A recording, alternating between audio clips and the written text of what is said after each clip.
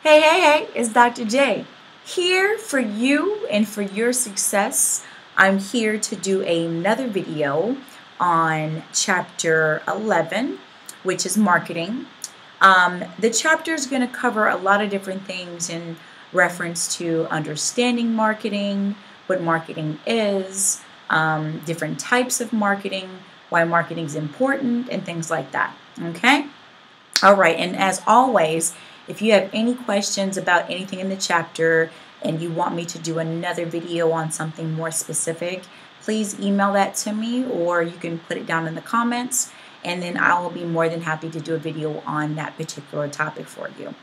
All right, so just jumping right into it, we're going to talk about marketing, getting value by giving value. All right, so marketing and advertising is probably the most intrinsic method of getting messages to consumers. You get marketing on the side of buses, marketing, in television commercials, marketing when you're on this channel. Marketing is everywhere, okay? So marketing is a key component to business organizational development and structure, all right?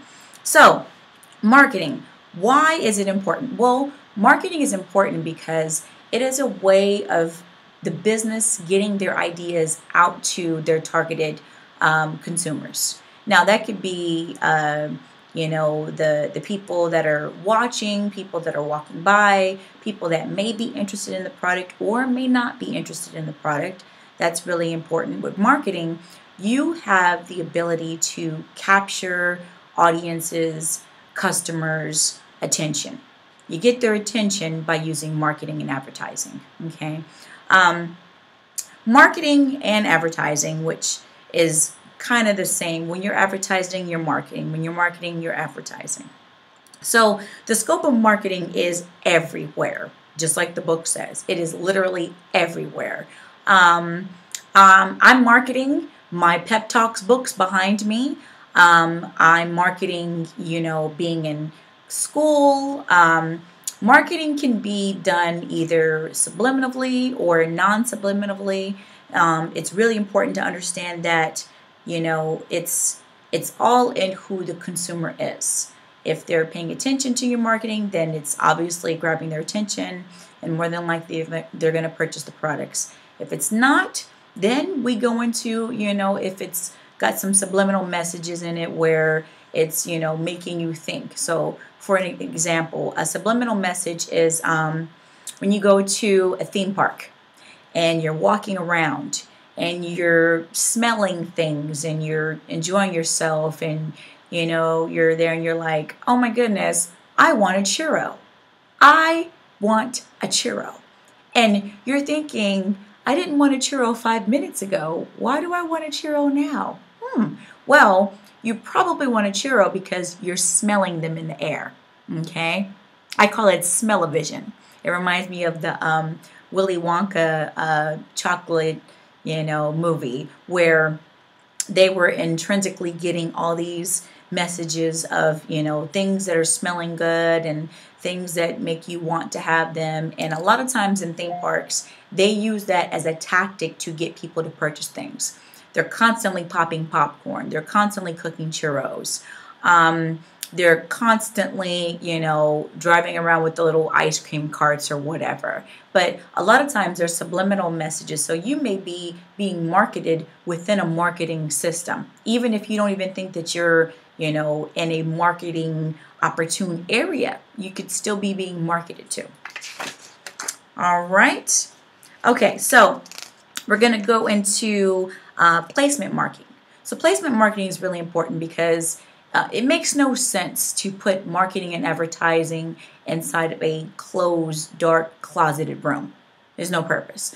More than likely, you're going to market your products, or businesses going to market their products in an area where they can, they can statistically gain the most business. So a lot of times you'll see attorneys advertising on buses. You'll see, because they're constantly moving around, and a lot of times, especially accident attorneys. So if they have their slogan on the side of a bus, and it's driving around the city and somebody has a car accident, they might want to, purchase their services because they're seeing them and they're in an area to where their consumer may be. All right.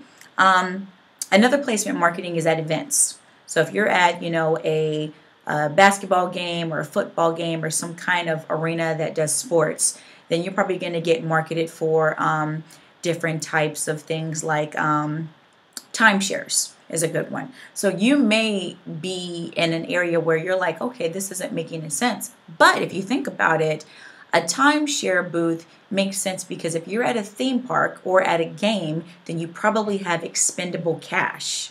So if you have expendable cash, then, you may be interested in a timeshare. It's kind of like that. All right. Okay, marketing strategy. Where are you going and how will you get there?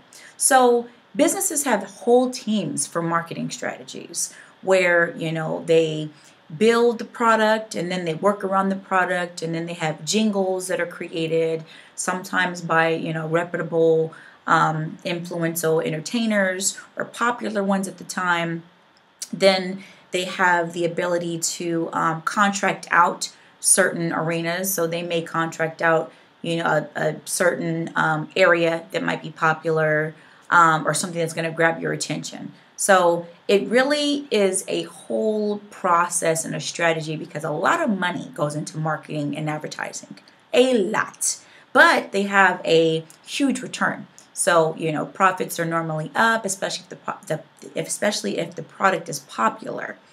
Okay, so but it all goes down to, is the customer going to be satisfied with the product?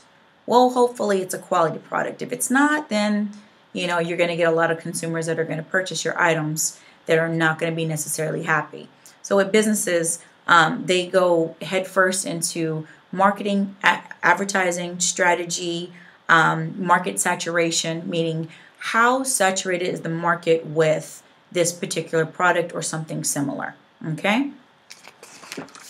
All right. So behavioral marketing. So behavioral marketing and psychological marketing. So say you are watching, I don't know, something like Apple TV or Netflix or Hulu or something like that. So have you noticed that when you watch something on there, that more than likely you're going to see a bunch of commercials that are tailored to you or you think would be interesting? Well, it's because it's linked to your profile. When it's linked to your profile, it's linked to your types of behaviors that you've done online, shows you've watched, products you've bought, video games purchased, especially if you're watching on a gaming console. So behavioral marketing is all about based on the behavior of the consumer and what they've purchased before. And what's the likelihood that they're going to purchase that same thing or something similar in the future. All right. All right. So the marketing environment.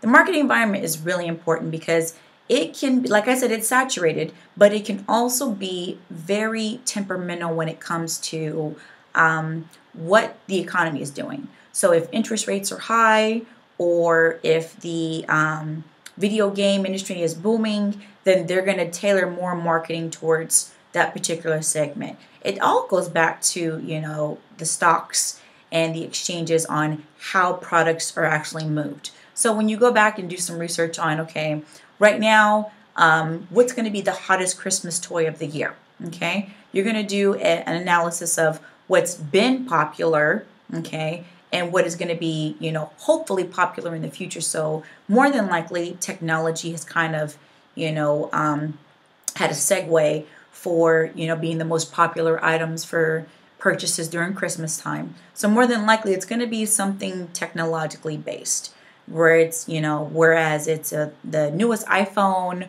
or the newest iPad or the Apple Watch or something like that. So those are, technology driven.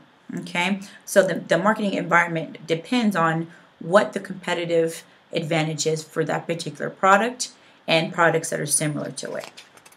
Along with social culture. So the social culture has been technologically inclined to grow, and just like we're having a class right now online, and also you have access to me in 3 forms, whether it be in person, email, or online. You still have access to me, but social culture changes just for the marketing and advertising sense, just like it changes for any other industry, okay?